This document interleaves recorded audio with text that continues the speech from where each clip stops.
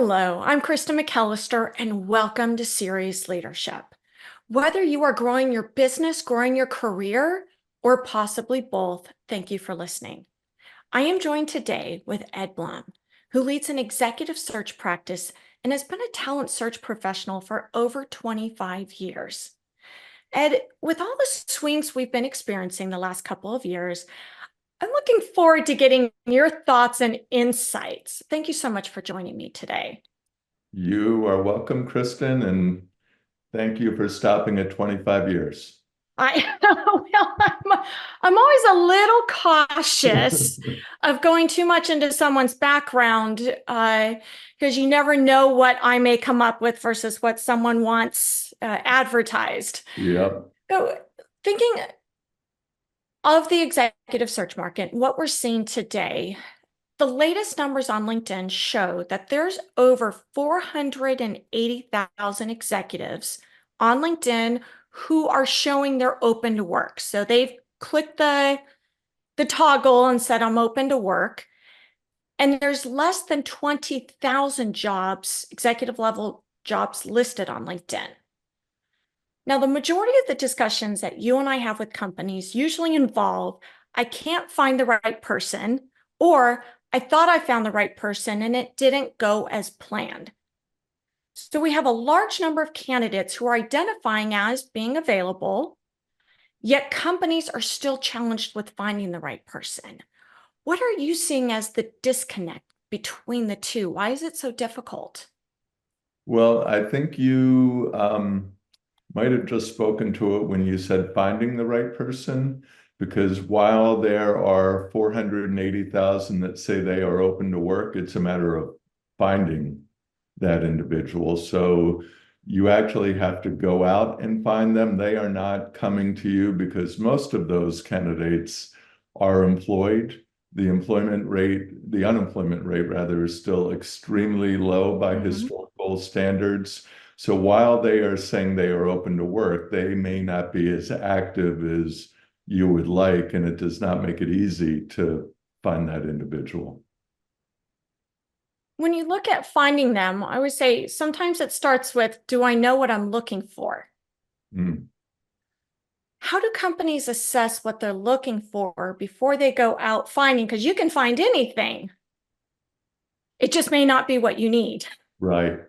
So that is a very good question.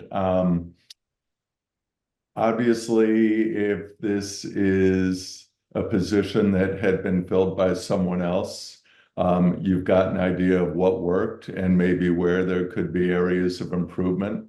If it's a new position, it's a matter of assessing what the focus would be for that position, what the need is, et cetera. One of the keys right now, especially with executives, is succession planning.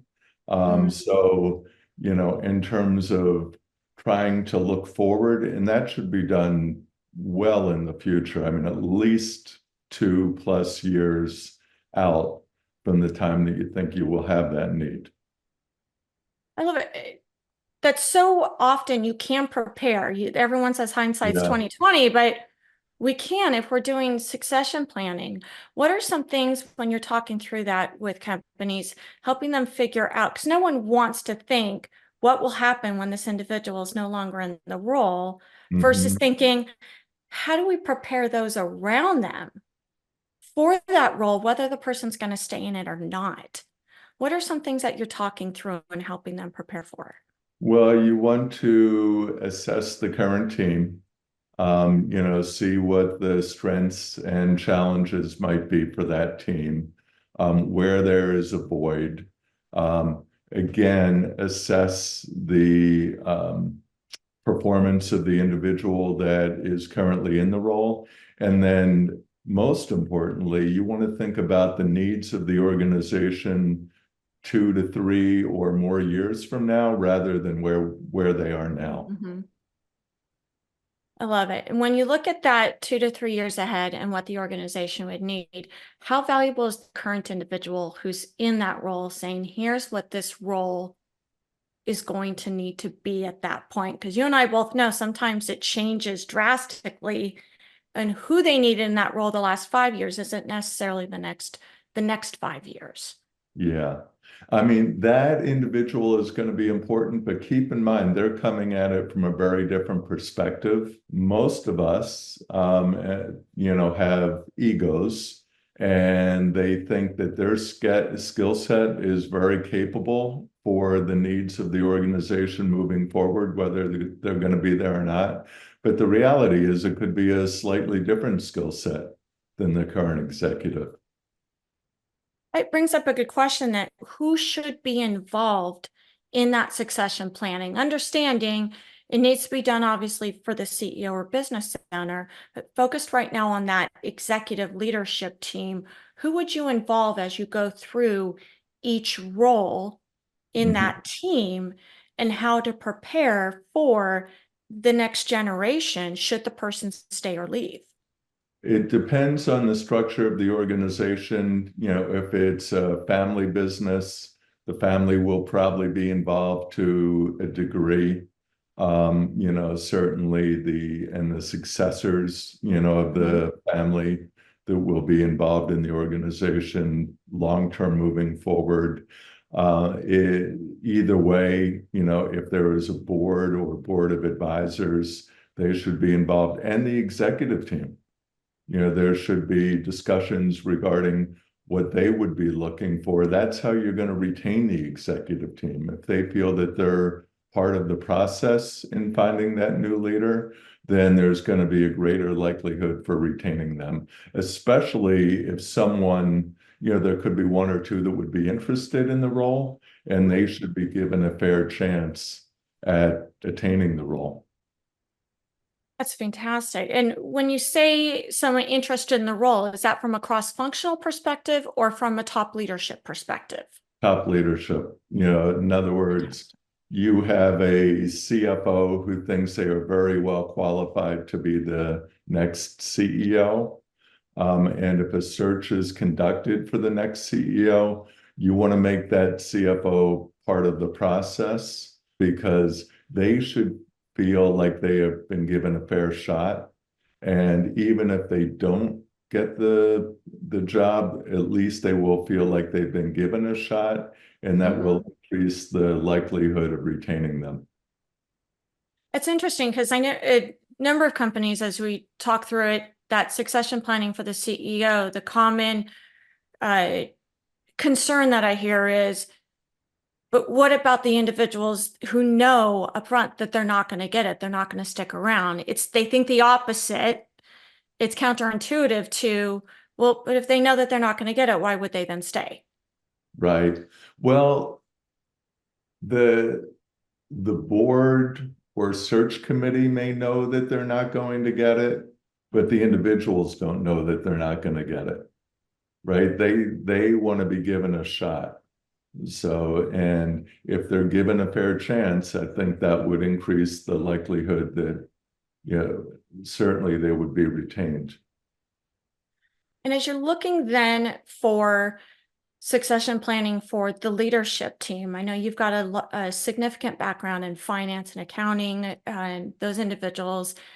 The CFO is probably one of the most critical roles that we've seen on leadership teams, and the need to have some type of succession planning or making sure that you're finding the right individual as quickly as possible. How are you preparing companies with the foresight to, how do we make sure always have the right person in that role? It's a matter of foresight and it's a matter of planning. It's interesting. I think companies are more tuned into it since the pandemic Mm. because there were a lot of early retirements during the pandemic. A lot of, even at the executive level, people said, I've had enough, or I really want to enjoy my life, moving forward, that my priorities have changed. So I think that companies are certainly more tuned in than they had been. Hmm. Prior to that, to a degree, they were, living in a vacuum, and this was not a thought. They thought that CFO or CEO or head of HR would be there for a long time and they would give them a lot of notice. And during the pandemic, they were given notice, but not often, oftentimes rather, it was shorter notice than they would have expected. And as you're working with the company to then replace that individual, whether you're looking at a couple of years ago now or in the future, particularly in the area of finance, what are some things that you're talking through with the company to identify? Going back to, we've got to know who we're looking for in Mhm. order to find the right person. What are some of the steps in your process to help them identify who is the right person? Because you and I typically know there's a list of 10 requirements, Yeah. and those 10 requirements don't necessarily match up to the skills, the experience, and what someone can bring for the next couple of years. Culture is obviously a critical piece. We use a tool, for example, called Predictive Index, which is a cultural assessment tool. It's not the end all, you should not base the decision on that, but it's another piece of the puzzle that's helpful. Another area of focus should be the current team, the strengths of that team, the challenges of that team, what they need, what type of experience they have, what type of mentorship, they need. Are Mhm. they more junior or are they more senior? There are a number of other things, especially from a finance role, and we do much more than finance. We do all Absolutely. C-suite and the level below, but from a finance perspective, maybe there is a software implementation coming.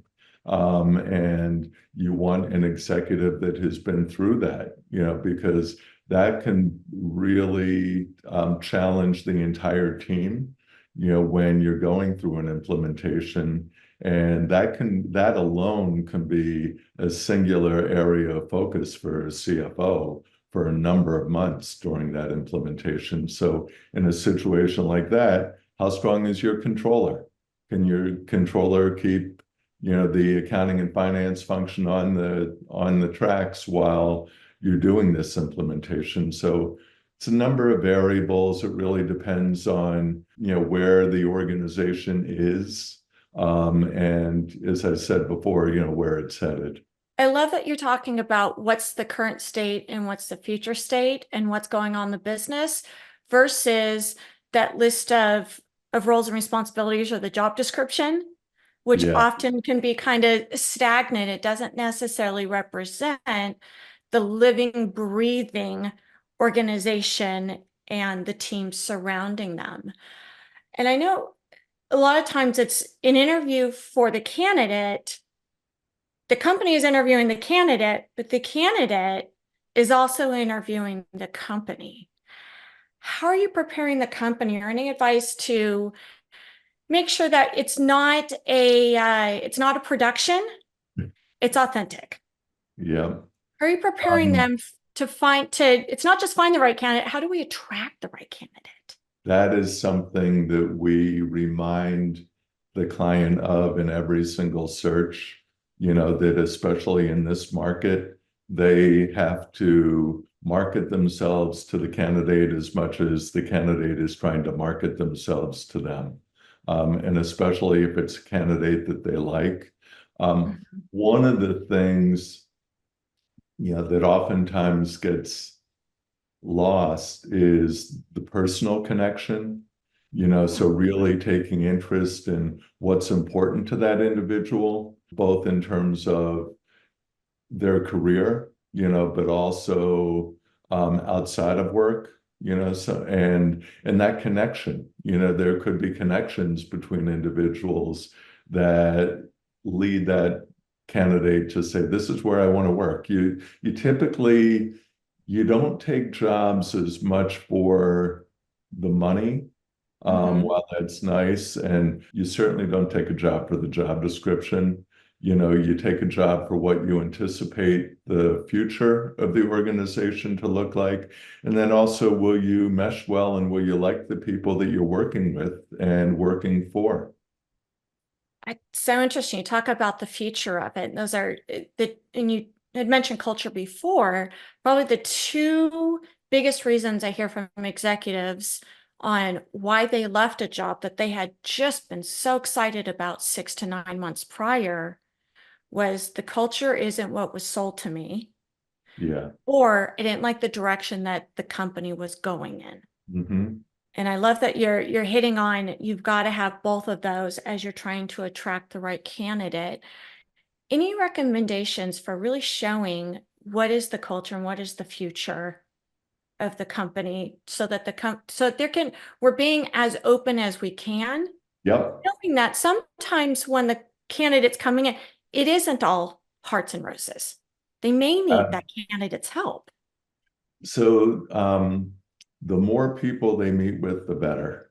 Okay. The more perspectives they get. You don't want to hide anything. The worst thing that can happen is that you did hide something or you were not authentic. And to your point, the candidate gets in there, they're not happy 6 months down the road, and you're doing it all over again. So, you should be willing to show the warts. Every organization has them to a degree. And candidates, they expect some warts, and you're going Hmm. to be much more authentic. If you're open about the positives and potential concerns that a candidate might have, address those up front, and that candidate will make a good, educated decision, and it would minimize the chance for any surprises. I love it. And we find when there's setting clear expectations and you know what it is, it's those surprises Right. that really start to throw up the red flags. You and I both know there's a number of kind of milestones that you hit where you want to make sure that you're setting the right expectations, you've got things aligned. What are some of those where you see the biggest opportunity for misalignment? And though it might be a great fit, the candidate is a great fit for the company and vice versa, but that misalignment happens and it just throws the relationship off balance. What are some things that you find that we can prepare and set expectations to make sure we're aligned on them? Yeah, I think first and foremost, it's realistic goals for the future of the organization. Mhm. You don't want someone to come in that is expecting the organization to double in size over the next 5 years if realistically it's not going to. Mhm. That is a hope, and people tend to be optimistic, but you want to be realistic. That is the most important. It's sort of like sales. You'd almost rather under promise and over deliver than the opposite.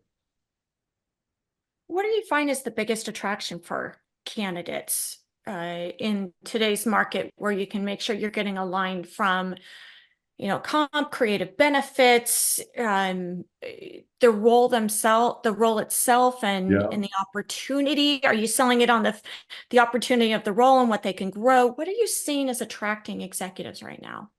Well, it is all of the above.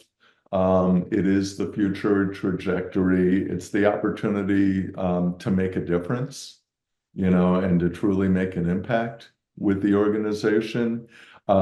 We actually do quite a bit of nonprofit search work.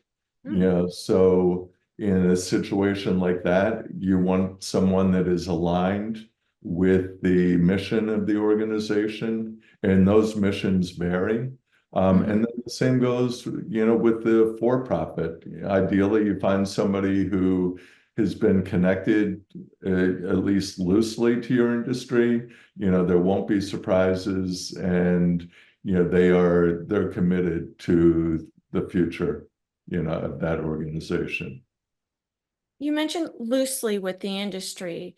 How you're smiling because you get this question a lot of Yeah. the value or importance from your perspective, having you do this day in and day out, figuring out what's the right fit versus maybe a company who's doing one max two searches a year, if that.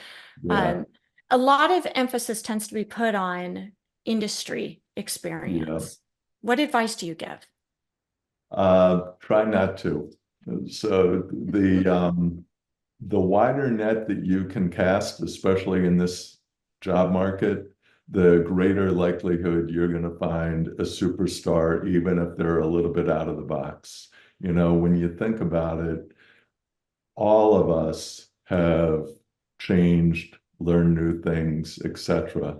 Um, and I'm not saying you want to find somebody who, you know, there are industry crossovers that historically may not go as easily as others. But an example, you know, you're a manufacturing firm of widgets. You don't need somebody that came from a manufacturer of widgets. If they came from a manufacturing firm, period, you Mhm. know, that's going to be fine. If they, you know, if they know how to walk the floor, know how to communicate, know about operations, know about finance, costs, etc. Um, there can be a difference between capital equipment and, you know, small piece manufacturing. Um, Sometimes that can be a little bit of a leap. But manufacturing, you know, for example, is manufacturing. Technology, you know, there are a lot of technologies that can cross over, that can apply to others. Certainly, service organizations. We, you know, we're part of an accounting firm, um, KLR Executive Mhm. Searches. And accounting firms and law firms are very similar. You know, when you think about it, there's, you know, the time and billing, you know, we're a professional services organization. So there are a lot of crossovers between organizations, even if you're not within that specific industry. So when you look at all the different attributes or experience or soft skills Yeah. as you're Oh, okay. searching for candidates, often on the criteria, you get title relevance, industry experience, and they live 15 minutes from the Yeah. office. Yeah. What would from all of your experience, what would you say would be your top three as you're listing out the criteria to get fit and alignment on? Well, industry is important, but again, flexibility to go along with that. For example, we do a lot of search work within the financial services community, banking, and credit unions. Oftentimes, there is a feeling that one is not a good fit with the other, but in many ways, they work in a very similar fashion. So, you know, the industry is important. I would say a real key is the size of the organization Hmm. that that individual has been a part of. There is a very different skill set in leading an organization of 200 people than leading an organization that is 20,000 people. Um, and conversely, you know, there is a very different skill set than being, say, a controller for a 20,000 person organization? And will you be able to be a CFO, even though you might be in the same ballpark in terms of compensation? Would you be able to be a CFO for a 200 person organization? So I think the size of the organization is really critical. And then, you know, the cultural piece, as we said, that's probably the most critical. Right. And you mentioned the compensation piece a couple of times, saying it often is not the number one criteria for candidates. There does need to be alignment, and there's been so many swings the last couple of years. What advice do you give both companies and candidates for how do we get this right and right in a way that meets the needs of both the company and the candidate? Yeah, it is it's ever changing. We went through a period again during the pandemic where salaries just skyrocketed. People were working remotely, they're sitting in front of their computers, and they were making changes for money, because they had sort of been disconnected from the culture of the Mhm. organization. So companies were attracting candidates, primarily with money. So salaries skyrocketed at the time. That has cooled a little bit. It's certainly cooled over the last couple of years since people have been returning to work. The economy has cooled down a bit. The job market is still tight, but people are not leaving for 30% increases in salary. We're getting back to sort of that 10%. But the problem is candidates oftentimes remember their friends leaving for a 30% increase in their salary, so they think they can still do that. So there is an educational process that has to take part, with the candidate. And the flip side is the same has to happen with the company. Mhm. The companies are thinking that they can make an offer for 3 or 4 or 7% more than the candidate was getting. If somebody is employed, and most candidates, certainly that we work with, are employed, they've got to be motivated to leave. And compensation, realistically, it's part of that. It doesn't have to be an incredibly unrealistic offer that knocks their socks off, but it has to be healthy. The other piece of that, not to digress, is you also want to hire somebody at a level that they're going to be happy with. And Yeah. I hate to say this, but not take calls from search professionals 6 months from now, because they feel like, well, I mean, I know I left and I know that I got, a small increase, but I think I could be making more. That's interesting because you find your biggest competition then becomes the happiness of the individual who's currently employed because they are happy, they are content, they are committed to Yeah. that culture, to that company. That's now what you're competing as you're trying to attract them. Well, it's funny. We will go back to a strong candidate who we think could be good for a search. We'll go back 2 or 3 times to them and say, "Are you sure?" Because part of it is catching them on a bad day, and you never know what situation might arise. Maybe, their boss is leaving. Maybe they announced, um, wage and salary freezes at their organization. You just never know if it's private equity backed. There could be some sort of transaction, Mhm. that was announced that they were unaware of.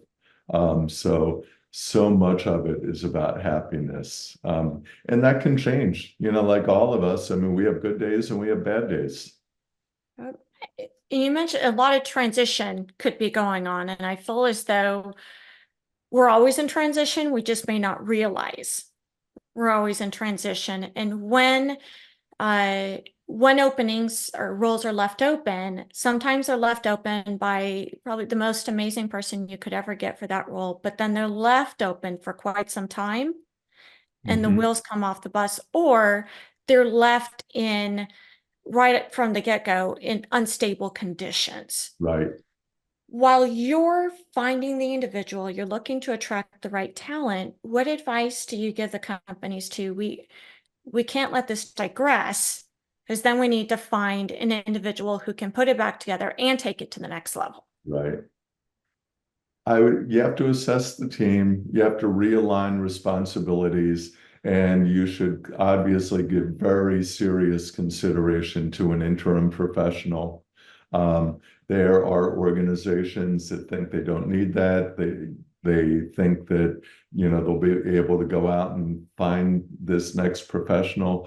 A search at a senior level, can take up to 6 months or longer. Our goal is 3 to 4.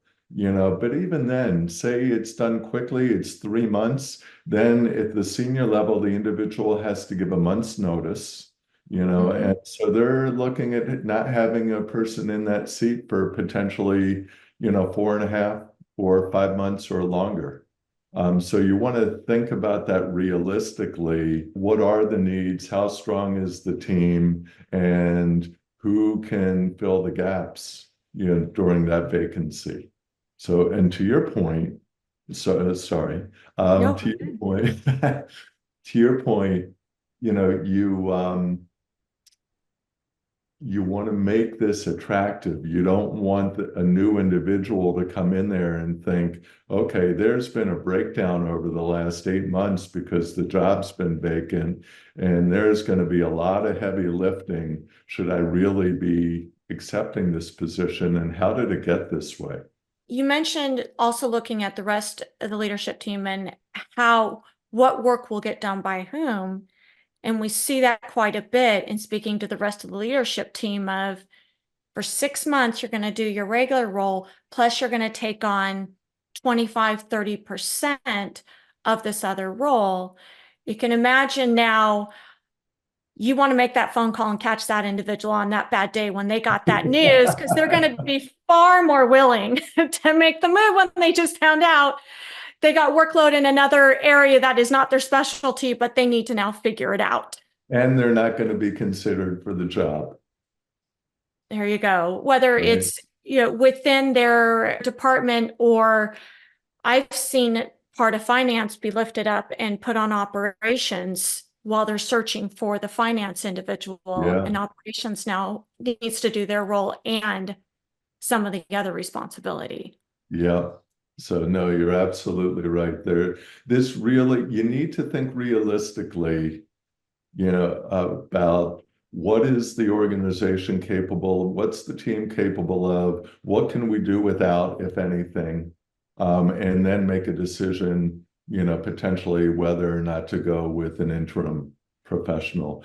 There is, and I don't want to say the wrong thing, Kristen, because I know this is your profession, but we do oftentimes hear people say, well, I don't know if we want to do, training and then have to train again when the permanent person comes on board.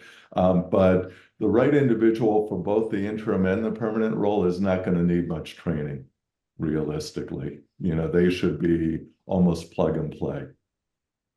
And I've seen it's an opportunity to almost bring in some expertise that you don't need longer term, but it would be great to get for those 3 or 4 months. And I can imagine, Ed, while your team's doing the search, you've now got someone who's providing almost daily feedback to you, Hmm. saying, here's what's needed. Okay, what we thought 2 weeks ago is not the reality. Let's talk through what you're looking for here. Do you Yeah, have that kind of relationship or collaboration? 100%. In fact, currently, we are working with a large manufacturing firm in New England. Their CFO left with fairly short notice, so they really needed an interim based on the caliber of the team.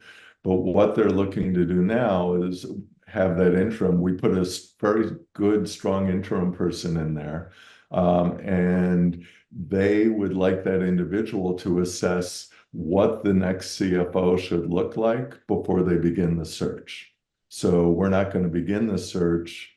Normally, we would start the search right away when the interim started, Mm-hmm. and collaborate with that interim individual. In this case, they want to do more of a true assessment for about 60 days before conducting the search. I think that goes back to, I think, where we started the conversation of, do we know who we're searching for and who Right. we need? And so often that's where we get that off. There's so many insights that you shared and experiences that you shared. I want to flip it a little bit to when companies are looking to use outside expertise. Some have individuals in talent acquisition who have done executive search or come from that industry, and they're able to do that internally. But Yep. when a company is looking to bring in some outside expertise, what should they be looking for? What's part of that vetting process to find the right company to work with? That is they say in baseball, a hanging curveball. No, but honestly, first and foremost, like we talked about with careers, comfort and fit, you have to Mhm. feel comfortable with that individual, or those individuals, the team that you meet with. If you don't have a relationship with anyone, and the person did not come from a strong referral source, you may want to interview multiple firms and meet with them more than once. So the comfort and fit needs to be a factor. Their experience within the industry, even if it's not the exact industry, as we talked about, with looking for candidates, similar industries, similar sized organizations, certainly experience with those types of roles. There are firms, as I said, we do, all C-suite and the level below. There are firms that only focus on finance or firms that only focus on human resources. So you want to make sure that they have that experience with the specific role, they have the network. And then the last piece, and organizations don't realize this oftentimes. Make sure that who you're meeting and who you're interviewing is who you are going to be working with once the search begins. Because oftentimes you'll meet with people that are in more of a business development perspective, Mhm. and it's not really the team that you're going to be interacting with on, a given day. So that's really a critical component, and that's something that should be asked during the interview process. That's a good point. We're seeing that more and more as companies are building out and separating those functions. Another question I think to ask would be timeline. Tell us how long this is going to take. What's it going to look like? Are our expectations, realistic? And if somebody seems to be over promising, be careful of that. Mhm. The more due diligence you do up front, the better. And you're also going to learn. There are going to be consistencies. Good firms, most of us do the job in a very similar fashion. We all have our differentiators, we have them, other firms have them. They're important, but the way the search is conducted is oftentimes fairly similar. You mentioned the people in it, the people you're working with. Throw a Yeah. little bit of a curveball and compliment. And two, you've got an amazing team. I absolutely love working with them. So whether you are working with a firm or a firm that's a collection of executive search individuals or individual executive search individuals, what do you look for when you're looking for amazing search individuals that Mm. you enjoy working with, that you know are going to represent to the clients and be individuals that the client wants to move forward with? What do you see as those key attributes to represent the industry well? Because we've seen the range, and Yeah, we have you've seen done the a phenomenal range. job at this. When I started in this industry over 25 years ago, um, the the industry didn't have a great reputation. And there were people in the industry that were pretty hardcore sales executives that would do anything, for a quote commission, Mhm. um, because that's how they got paid at the time. So the cultural piece is really critical. You don't want, number one, ethics is extremely important. Um, the certainly somebody that is a team player that can be a part of a team. There are people in this profession that are used to working alone, Mhm. or working with one other person. It's been very interesting. The profession changed a lot, um, with the introduction of technology, because prior to that, you worked in an office, you came in every day, and you worked as part of a group. And oftentimes it would be out in a big open area as part of a group, depending on the type of search work you were doing. Um, with technology, people realized they could go out on their own and do the same thing. So if I do interview somebody who has been on their own for quite a while, um, that could be a real tough hurdle for them to overcome, working as part of a team again, sharing, the work. When we do a search, we have the entire team working on it, but we have it led by 2 or 3 people that are working very closely for 3 or 4 months while that search is being conducted. And they're talking 10, 15, 20 times a day. So that teamwork is really, really critical. A sense of urgency is important. We limit the number of searches that we work on at a given time. We're guaranteeing that we're going to fill the role, but we also want to do it relatively quickly because honestly, the quicker we can do it, the quicker we can move on to the next one. And the client likes it to be done relatively quickly, but you can't do it too quickly. The quality is really critical as well. I don't know that I've ever had a client say anything and then I need someone yesterday or tomorrow. No one's ever said take your time with the getting the right person. I would agree with that. I thank you. And it just really goes to show the relationship that you have with your team and what they're able to build throughout the industry, which is why I love the collaboration with them. I Can I just say one thing about that? A absolutely. little bit of sort of insight into our particular organization. And the gentleman that recruited me, who I knew for 5 years and hired me, said, I don't know how you do this kumbaya stuff. We figure out, we get paid, we get paid a salary, and then we get paid a bonus based on our performance. We figure out what credit we're going to take for that search when we're done. And it's not a formula, we have guidelines, but almost every time when that team figures out who's going to get what and how they're going to divide this up, the comment is, are you sure that's enough? And those are the type of people that I look for. And that's very unusual because especially, in the old days, as I said, in this industry, it was more cutthroat and people would battle over what they got paid.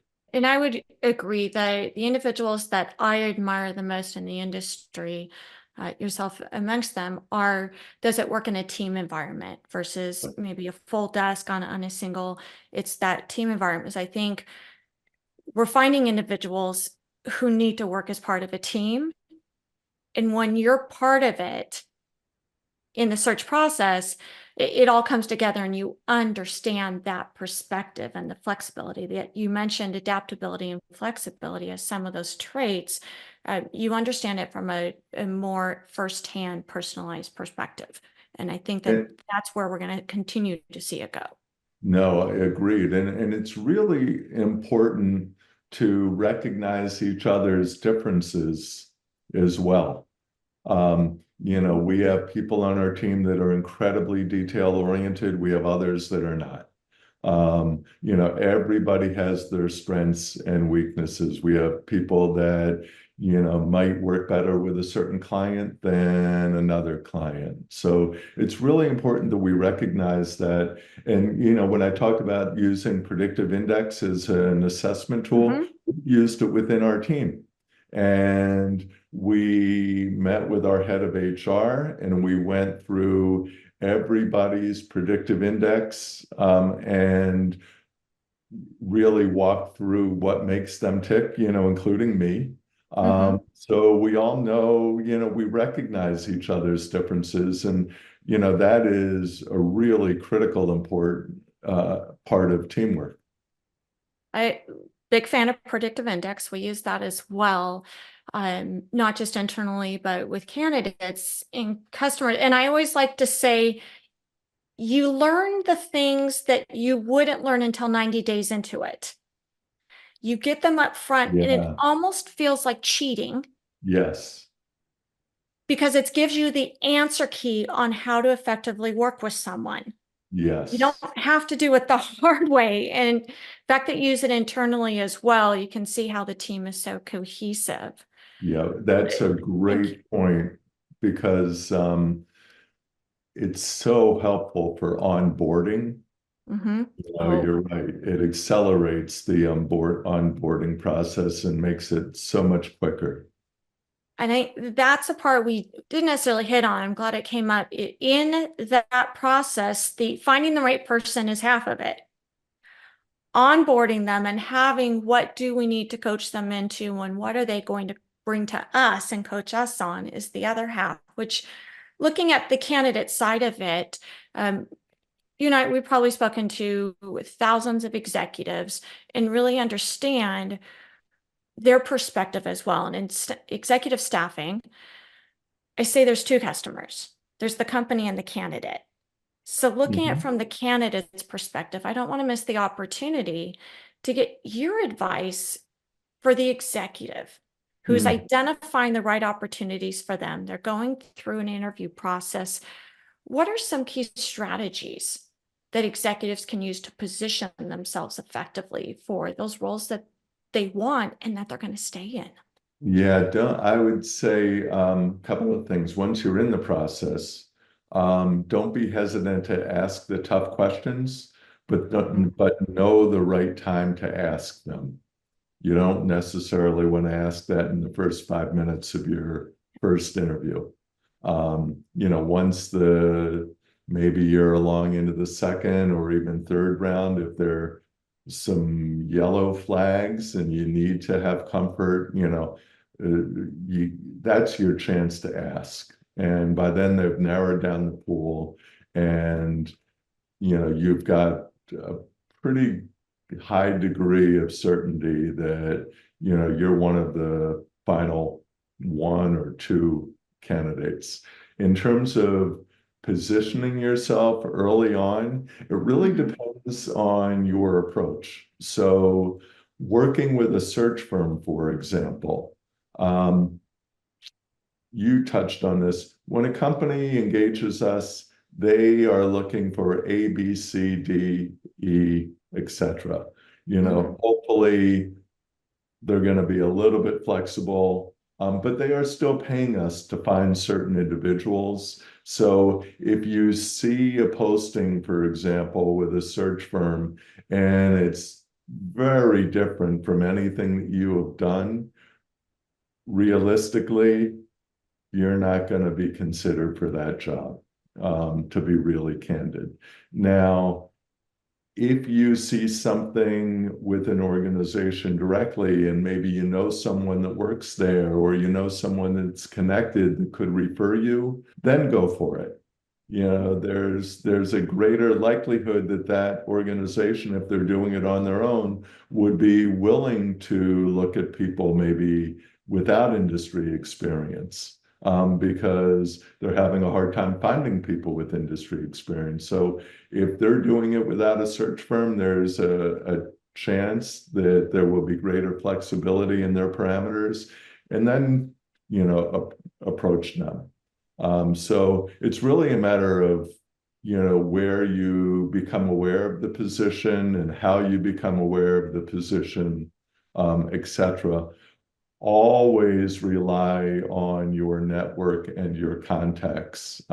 Even if you're going through a search firm, you don't, if you know people that know that firm, ask their opinion, not of the search firm. I mean, you can ask about, but of the company, that they may know the CEO, they may know, people that had worked there in the past. Get as much input as you possibly can. What are some things that you see end up being stumbling blocks or where they might pitfalls to avoid during the process for candidates? Going for things that they don't have a realistic chance of getting. I hate to, Hmm. to say I that know. directly, but as I said, if it's through a search firm, they're getting paid, they're gonna have parameters. And if it's, within banking and you've never done banking, um, don't bother. I hate to say that. But if there is an opportunity at a bank in your area and it's for something that you think your skills are transferable for and they're doing it on their own, go for it. You have nothing to lose. And try to get an introduction maybe from somebody that you know in your network that knows the CEO of the bank, and call them. Don't hesitate you don't have to hide behind email. You'd be surprised. People still pick up the phone, and not a lot of people use the phone. It's amazing how those little things, the phone, handwritten notes, a little research beforehand, so you know what questions to dive into versus those that are obvious to the public. I always say that you show your knowledge to the questions you ask, not the answers that you give. Yep, that's So exactly right. I love that you said, don't hesitate to ask the tough questions, because that's one of the biggest qualifiers to, are you going to be in a situation where that diversity of thought is acceptable? Yeah, And sometimes asking those tough questions during the interview process is going to vet out for you, is this the right opportunity? Am I going to be able to ask these questions during during the employment? And then that goes to your culture piece. yeah. You can see how it all comes together, and I love that we've taken decades between the two of us and fit it into, I would say, one show, which could easily be five. Just the onboarding process that you talked about and successful onboarding could easily be another. Ed, thank you so much for providing some incredible insights and joining me today on Cerius Leadership. Thank you, Kristen. Thanks for the opportunity. I love it. Until next time, thank you.